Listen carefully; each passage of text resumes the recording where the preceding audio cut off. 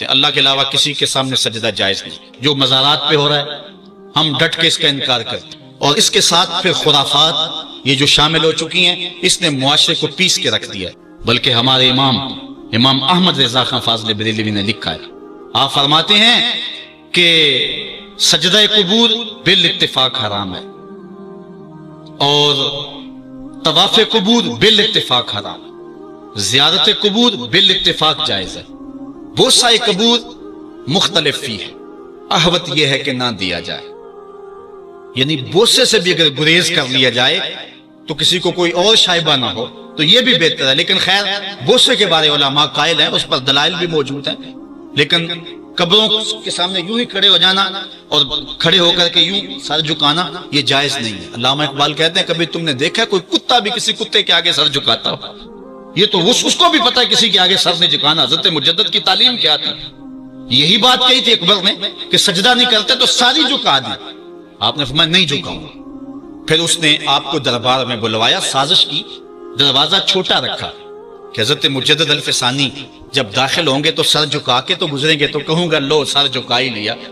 لیکن جن کے سر کو اللہ بلند کرے کون جھکا سکتا ہے؟ حضرت مجدد جب دروازے پہ پہنچے تو سمجھ گئے کہ یہ میرے لیے ایک جال بنا گیا ہے کہ جھکوں گا تو گزروں گا. آپ نے پہلے اپنی ٹانگیں داخل کی. تو اقبال خراج پیش کرتا ہے، حاضر ہوا میں شیخ مجدد کی لحد پر، وہ خاک کے زیر فلک مطلع انوار، گردن نہ جھکی جس کی جہانگیر کے آگے، جس کے نفس گرم سے ہے گرمی احرار، وہ ہند میں سرمایہ ملت کا نگہبان، اللہ نے بر وقت کیا جس کو خبردار. اس لیے کسی کو اپنے سامنے جھکانا یا کوئی میرے لیے کھڑا ہو، حضور نے یہ بھی فرمایا کہ جو شخص یہ ارادہ رکھے کہ میرے لیے لوگ کھڑے ہوں اپنا ٹھکانہ جہنم میں تلاش کرے. آج خود اگر کوئی کھڑا ہو جائے تو یہ اس کی مرضی. اور حضرت سعد آئے، حضور نے فرمایا قوموا الی سیدکم، یہ تمہارا سردار آیا، اس کا اٹھ کے استقبال کرو. لیکن اگر کوئی خود چاہے کہ میرے لیے کھڑے ہوں تو اس کے لیے یہ وعید فرمائی. اس طرح اگر تمہارے کوئی ہاتھ چوم لیتا ہے لیکن ہاتھ چومنے کے بغیر یوں گردن جھکانا یہ درست نہیں ہے، لیکن ہاتھ چومنے کے لیے تو وہ صحابہ کے عمل سے ثابت ہے. لیکن اگر کوئی چاہے کہ میرے ہاتھ چومے جائیں اور اگر جو نہیں چومتا تو اس سے ناراض ہو جاتے ہیں. میں ایک دفعہ ایک صاحب کو ملنے گیا تو ہم ہر شخص کے ہاتھوں نہیں نہ چومتے، آخر جو ہے وہ کسی کے ہاتھ چومنے ہو تو پھر کچھ دیکھنا بھی تو ہوتا ہے. دل اسے دے دیں جو دل بر ہی نہ ہو.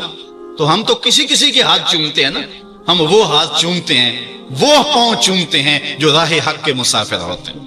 ہم ان ہاتھوں کو بوسہ دیتے ہیں اور اگر ہماری آنکھوں کی پلکوں کے ساتھ لگ جائیں تو اعزاز سمجھتے ہیں. تو خیر میں نے مصافحہ کیا تو ناراض ہو گئے، انہوں نے پکڑ کے میرے ہاتھ چوم لیے، کہنے لگے لو کیا بگڑا ہے میرا؟ میں نے کہا کہ ٹھیک ہے تمہارا کچھ نہیں بگڑا لیکن میرا بھی کیا بگڑا اگر نہیں چومے تو. یہ عجیب سی کہانی ہے، ناراض ہو جاتے ہیں. ایک بت خانے بنے ہوئے ہیں، لوگ آئے ہمیں خدا بلاؤ، تم نے اپنی پوجا شروع کروا دی. لوگ آئے کہ خدا کا نام جپا جائے اور تم صرف اپنی ہی خوشامد چاہتے ہو، ہر وقت تمہارا ہی ذکر ہو. میں کتنے آراس کو جانتا ہوں جہاں اللہ رسول کا ذکر نہیں ہوتا، پیر کا ہی ذکر ہوتا ہے، کرامتیں بیان ہوتی ہیں. اور پھر آج کل جھوٹی کرامتوں کا ایک کاروبار چلا، عجیب رنگ ڈھنگ ہے، عجیب بات ہے. خوابیں گھڑی جا رہی ہیں، کرامتیں گھڑی جا رہی ہیں. میرے پاس بھی کئی لوگ آئے خوابیں لے کر، جی یہ ہم نے دیکھا ہے. میں نے کہا تم نے دیکھا ہوگا، میں نے نہیں دیکھا ہے. لوگ بڑے مفاد پرست ہیں، بڑے بڑے رنگوں میں آتے ہیں. ایک بندہ میرے پاس ایک دفعہ آیا کہ جی میرے پاس 12 موئے مبارک ہے، میں 2 آپ کو دینا چاہتا ہوں. میں نے کہا تو لوٹ سیل لگائی ہے، موئے مبارک کوئی تماشا ہے؟ جہاں سے مرضی کو بال اٹھا کے کہہ دیتا ہے یہ حضور کا موئے مبارک ہے، یہ کوئی تماشا ہے؟ اگر کوئی ہے اور کثرت سے دنیا پر موجود ہے وہ تو برکت والی بات ہے. لیکن آج ہر لئی میں رازدار دی شدے والی بات ہے اور ہر شخص جو مرضی دعویٰ. ایک بندے نے ایک دن مجھے رات کو فون کیا، جناب کہاں ہے؟ میں نے کہا گھر میں. کہنے لگا باہر نکل کے دیکھو. میں نے کہا کیا ہے؟ کہا جی آسمان کی طرف دیکھو. میں نے کہا ہوا کیا ہے؟ کہنے لگا چاند کے اندر حضور کی تصویر ہے. میں نے کہا تو پاگل ہے؟ لوگوں نے زندگیاں گزار دی اور زیارت نہ ہوئی اور تو جو ہے لوٹ سے لگا دی ہوئی ہے کہ چاند کے اندر تصویر لگا دی. میں نے کہا کمال ہے، کوئی بات کرنے والی ہے تیری. ہمارے ہاں ذوف الاعتقادی اتنی پھیل گئی ہے کہ جو بات کرے لوگ پیچھے دوڑ پڑتے ہیں. کئی ایسے واقعات ہوئے ہیں، کوئی کہتا ہے میرے گھر میں حضور کے قدم لگے ہیں، کوئی کچھ بول رہا ہے، کوئی کچھ بول رہا ہے. یہ لوگ اللہ سے ڈرتے نہیں ہیں، خوف نہیں کرتے. جھوٹی خوابیں، جھوٹی کرامتیں اگر سچی ہیں تو میں ان کا انکار نہیں کرتا، لیکن اس وقت معاشرے کے اندر جو کچھ ہو رہا ہے میں اس کی نشاندہی کر رہا ہوں. اپنے بھی خفا مجھ سے ہیں، بیگانے بھی ناخوش. میں زہر حلال کو کبھی کہہ نہ سکا کان، बात वही कहता हूं, समझता हूं जिसे हक, नए अबला मस्जिद हूं, नए तहजीब का फरजान। मैं कहता हूं अगर झूठों के पीछे चलोगे तो रसूलुल्लाह नाराज हो जाएंगे तुमसे। ये जुर्रत क्यों करते हो, ये हिम्मत क्यों करते हो, क्यों झूठे दावे करते हो? सच बोलो, तुम्हारे पीछे कोई लगे या ना लगे इसकी परवाह नहीं है। या अय्युहल्लज़ीना आमनू तक़ुल्लाह वक़ूलू क़ौलन सदीदा। अल्लाह फरमाता है ईमान वालों सीधी सीधी बात करो, फिर क्या होगा? युस्लिह लकुम अमालकुम व यग़फिर लकुम ज़ुनूबकुम। वो तुम्हारे अमाल भी ठीक कर देगा, तुम्हारे बख्शिश भी फरमा देगा। ना लोग इकट्ठे हो, ना लोग इकट्ठे हो, ना मजमा बने, ना हल्का बने। यार यहां तो 72 हो तो वो भी कबूल है। यहां मिकदार नहीं देखी जाती, यहां मयार देखा जाता है। सर नहीं गिने जाते, दिल गिने जाते हैं। यहां ये देखते हैं, मत लोगों को जो है वो खिलौने दे के बहलाओ और लोगों की अकीदतों को लूटो और लोगों के साथ जुल्म करो, ज्यादती करो, अपनी आखिरत भी काली करो और लोगों की आखिरत भी काली करो। आप देखें दाएं बाएं, अपनी नजर रखें, निगहबा बन के जो अहले चमन की आबरू लूटे। चमन वालों अकीदत छोड़ दो ऐसे निगहबा की। कोई हक का मुसाफिर तलाश करो, चाहे उसके कपड़े फटे हुए हों, करामत उसकी ना हो सारी जिंदगी के अंदर, लेकिन मोहम्मद अरबी की गुलामी तो हो ना। हजरत शाह नक्शबंद बुखारी से किसी ने पूछा, हुजूर आपकी कोई करामत? फरमाने लगे, इससे बड़ी करामत क्या हो सकती है? इतने गुनाहों के बावजूद जमीन पे चल रहा हूं और जमीन मुझको दंसा नहीं लेती अपने अंदर। हमारे बुजुर्गों की तो कहानियां ये थी और आज थोक के हिसाब से करामतें दी जा रही हैं।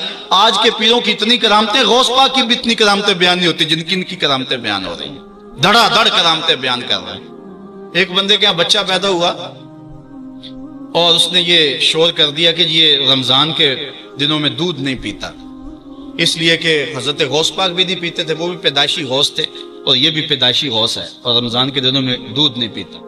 अच्छा, कोई 2-4 माह गुजरे तो उस गौस की माँ को तलाक दे के नई औरत से शादी कर ली। मैंने कहा कम से कम इतना तो ख्याल रखते, जिसने गौस जन्म दिया है उसको तो इज्जत से घर से रखते। तो ये क्या तमाशे हैं, क्या लोग बेवकूफ हैं? अब लोग समझने लगे हैं, लोग जो है वो इन वजह से फिर दूर दीन से होते हैं, नुकसान ये होता है। लेकिन मैं आपको कहता हूं दुनिया से हक नापैद नहीं हुआ। अगर मदारीगर मौजूद है, डाकू लुटेरे और चोर मौजूद हैं, तो हक का डंडोरा देने वाले भी इस धरती पे बसते हैं। हमारा रवैया यह है कि हम किसी एक शख्स से बदजन हो जाते हैं तो पूरे तबके से बदजन हो जाते हैं। कई बंदों को मैं समझो, मैं देखा हुआ है पीरों को, और तूने देखे हुए नहीं। जिनको मिलकर जिंदगी से इश्क हो जाए वो लोग शायद आपने देखे ना हो, मगर ऐसे लोग भी हैं कि जिनको देख करके जिंदगी गुजारने का ढब आ जाता है, सलीका और तरीका आ जाता है। उन लोगों की तलाश करो। अगर एक दुकान से कपड़ा सही ना मिले, सौदा सही ना मिले, तो आप जो है क्या खाना पीना छोड़ देते हैं? आपको पता पूरे शहर से मिठाई कहां से अच्छी मिलती है, आपको पता पूरे शहर से कपड़ा कहां से अच्छा मिलता है, आपको पता पूरे शहर में जो है वो फलां चीज अच्छी कहां से मिलती है। दीन भी ढूंढो कहां से खालिस मिलता है और कहां से ना खालिस मिलता है। उसके लिए मेहनत करनी पड़ेगी, झोली में यूं नहीं डाल दिया जाएगा। उसके लिए तुम्हें जाना पड़ेगा, कोशिश करनी पड़ेगी। हाँ, 1 से धोखा खाओगे, 2 से खाओगे, 3 से खाओगे, लेकिन जो तुम धोखा खाओगे तुम तो रब के नाम पे खाओगे ना। हजरत उमर रज़ी अल्लाह ताला अन्हु की आदत थी, जो गुलाम लंबी नमाजें पढ़ता उसको आजाद कर देते। गुलामों को समझ आ गई, लंबी नमाजें पढ़नी शुरू कर दी, आप आजाद कर देते। किसी ने कहा उमर तुम तो भोले आदमी हो, ये नमाजें अल्लाह के लिए नहीं पढ़ते, ये आजादी के लिए पढ़ते हैं। तो हजरत उमर ने कहा ये मुझे अल्लाह के नाम पे धोखा देते हैं, मैं 100 बार खाने के लिए तैयार हूं। एक जगह से धोखा खाया, 2 से खाया, 3 से खाया, 4 से खाया। जब तुम्हारी नीयत ठीक होगी मंजिल जरूर मिलेगी। ये हो नहीं सकता।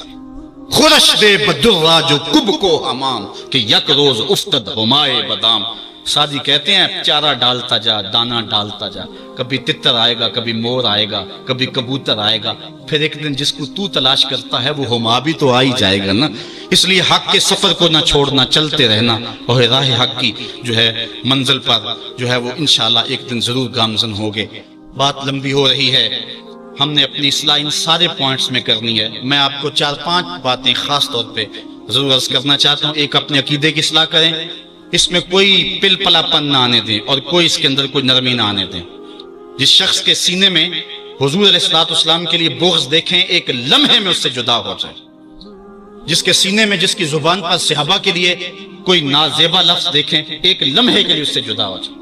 जो अहले बैत को भोंकता हो, परवाह ना करें उसकी, चाहे करीबी रिश्तेदार क्यों ना। औलिया अल्लाह की अजमत जिसके सीने में ना हो, उसकी दोस्ती को एक लम्हे से अपने से दूर करते हैं। अल्लामा रूमी कहते हैं कि तातवानी दूर शुअज़ यारे बद, यारे बद बदतर बद अज़ मारे बद। جتنی جلدی ہو سکتا ہے برے یار سے دور ہو جا، چونکہ برا یار برے سانپ سے بھی برا ہے، اس لیے سانپ لڑتا ہے تو جان جاتی ہے، یار لڑتا ہے تو ایمان جاتا ہے، اس لیے برے یار سے بچ، اپنی حفاظت کر، اپنے عقیدے کی اصلاح کر۔ اس کے بعد دوسری بات جو اہم ہے، والدین کو کبھی اذیت نہ دینا۔ یہ میں 5 باتیں آپ کو آخر میں گزارش کے طور پہ اور تاکید کے طور پہ آج کے پیغام کے طور پہ دینا چاہتا ہوں۔ میری گفتگو اختتام کے مراحل پر پہنچ چکی ہے، باتیں تو بہت ساری تھی اور دکھڑے تھے، لیکن وقت زیادہ ہو رہا ہے۔ تو پہلی بات، عقیدے کی اصلاح کریں اور اس میں کوئی پل پلا پن نہ ہو۔ عقیدہ صحیح نہیں ہے تو کوئی عمل قبول نہیں ہے، کوئی نیکی قبول نہیں، ہر شے برباد ہے۔ دوسری بات، اپنے والدین کی نافرمانی کبھی نہ کریں۔ امام رازی نے لکھا ہے کہ ایک گناہ ایسا ہے جس کی سزا آخرت میں تو ملتی ہی ملتی ہے، دنیا پر بھی ضرور ملتی ہے، اور وہ والدین کی نافرمانی۔ اور ایک نیکی ایسی ہے جس کا فائدہ آخرت میں تو ہوتا ہی ہوتا ہے، دنیا میں بھی ضرور ہوتا ہے، اور وہ والدین کی فرما برداری۔ نہیں تو نشان لگا لے اس شخص پہ جو والدین کا گستاخ ہے، ساری زندگی اس کو ذلیل ہوتے دیکھیں گے۔ اور اس شخص پہ بھی نشان لگا لے جو والدین کا فرما بردار ہے، زندگی میں آپ اس کی پگڑی کو کبھی جھکا ہوا نہیں دیکھیں گے، اللہ اس کی عزت کی حفاظت کرے گا۔ اور والدین کے لیے جو شخص روزانہ دعا کر دیتا ہے، میں نے کتب میں پڑھا ہے، ساری زندگی اس کے رزق میں بے برکتی نہیں آتی۔ اس لیے اپنے والدین کو راضی کرنا، عقیدے کی درستگی کے بعد اپنے والدین کو جا کے راضی کرنا۔ اگر کسی کے والدین ناراض ہیں، ہاتھ جوڑ کے معافی مانگنے میں کوئی شرم محسوس نہ کریں، پاؤں پکڑ لیں، منتیں کریں، ان کو راضی کر لیں۔ اللہ کی رضا والدین کی رضا میں، اور اللہ کی ناراضگی والدین کی ناراضگی میں ہے۔ اور حضور علیہ السلام نے فرمایا 4 لوگ ایسے ہیں جن کو جنت میں جانے سے کوئی شے نہیں روک سکے۔ وہ 4 لوگ کون ہیں؟ ایک وہ شخص کہ جو اس حال میں مرا کہ اس کے والدین اس پہ راضی تھے۔ دوسرا وہ شخص کہ جس نے ایسی سچی توبہ کی کہ گناہ کی طرف دوبارہ پلٹنا اس کے لیے اتنا مشکل تھا جس طرح تھن سے نکلا ہوا دودھ واپس جانا مشکل ہے۔ تیسری وہ عورت جو اس حال میں دنیا سے رخصت ہوئی کہ اس کا شوہر اس کے اوپر راضی تھا۔ اور چوتھا وہ شخص کہ جس کے بال بچے زیادہ تھے، ذرائع آمدنی تھوڑے تھے، لیکن اس کے باوجود اس نے اپنے بچوں کے پیٹ میں حرام کا ایک لقمہ نہیں جانے دیا۔ تیسری بات، اپنی نظر اور شرمگاہ کی حفاظت کریں۔ اس دور کا سب سے بڑا فتنہ یہ ہے کہ نگاہیں پاک نہیں رہی، نگاہیں غلیظ اور گندی ہو گئی، شرمگاہوں میں وہ تقدس نہیں رہا۔ حضور علیہ السلام نے ارشاد فرمایا، من زنا زنیا بہی ولو بہی تانے دارے ہی، جس شخص نے زنا کیا یہ عمل اس کے گھر بھی لوٹے گا، اگرچہ اونچی اونچی دیواریں کیوں نہیں کرتے۔ یہ مکافات عمل ہے۔ گندم از گندم بروئت جو سے جو از مکافات عمل غافل مشو۔ گندم بو گے تو گندم کاٹو گے، جو بو گے تو جو کاٹو گے۔ نظر کو تقدس دو، نظر کو پاکیزگی دو۔ حضرت لقمان حکیم کہتے ہیں کہ میں کئی نبیوں سے ملا ہوں، کئی نبیوں سے ملاقات کی ہے، اور میں ان سے 2 4 باتیں جمع کی ہیں، اور ان ساری باتوں کو میں نے جمع کر کے 100 باتیں جمع کی ہیں، اور ان کا پھر میں نے خلاصہ تیار کیا ہے۔ ان میں 8 باتیں الگ کی ہیں۔ ان 8 باتوں میں ایک بات یہ ہے، جب کسی کے گھر جاؤ تو نظر کو حفاظت میں رکھو۔ جس شخص کے مہمان بنو، جس کے گھر جاؤ، تمہاری نظر نہ بھٹکنے پائے۔ نظر اگر غیر محرم کو شہوت سے دیکھتی ہے، حدیث میں آتا ہے کل قیامت کے دن جہنم کی آگ سے بھر دی جائے، وہ سخت رسوا ہوگا۔ آج میڈیا کی آوارگی اور انٹرنیٹ پہ جو کچھ ہو رہا ہے، ٹیلی ویژن اور سینما جو بدتمیزی پھیلا رہے ہیں، اور موبائل پیکج جس طرح بے حیائی کے جو ہے وہ کیفیات پیدا کر رہی ہیں اور بے حیائی کو فروغ ہو رہا ہے، ہم اس کے خلاف پوری قوت کے ساتھ بند باندھیں۔ اپنی اولادوں کے ہاتھوں سے ناول چھین لو، ان کے ہاتھوں سے جو ہے وہ فلمیں چھین لو، ان کی خلوتوں پہ نظر رکھو اور ان کی حفاظت کرو۔ جس شخص کی نظر پاک نہیں ہے اس کے من میں طہارت نہیں آ سکتی ہے، دل پاک نہیں ہے اس کو جو ہے وہ باطن کا نور نصیب نہیں ہو سکتا۔ وائے قوم کشتائے تدبیر غیر، کار او تخریب خود تعمیر غیر، از حیا بیگانہ پیرانے کہن، نوجوانہ چوں زنا مشغول تن۔ کتنی حکمت والی بات کہی اقبال نے۔ وہ اپنے دور کا دکھڑا سناتا ہے، جس دور سے ہم گزر رہے ہیں اب تو عجیب حال ہو گیا۔ اقبال کہتا ہے یہ جو میرا دور ہے، جوان تو جوان رہے، بوڑھوں کی نظروں میں حیا نہیں رہا۔ از حیا بیگانہ پیرانے کہن، بوڑھے لوگوں کی آنکھوں میں بھی اقبال کہتا ہے حیا نہیں رہا۔ نوجوانہ چوں زنا مشغول تن، اور نوجوان عورتوں کی طرح اپنے تن کے ساتھ لگے ہوئے ہیں۔ حضرت معاذ بن جبل رضی اللہ تعالیٰ عنہ فرماتے ہیں حضور نے ہم سے 10 باتوں کا عہد لیا۔ پہلی وہی چیز کہ اللہ کے ساتھ کسی کو شریک نہ ٹھہرانا، اگرچہ تجھے جلا دیا جائے اور تجھے قتل کر دیا جائے۔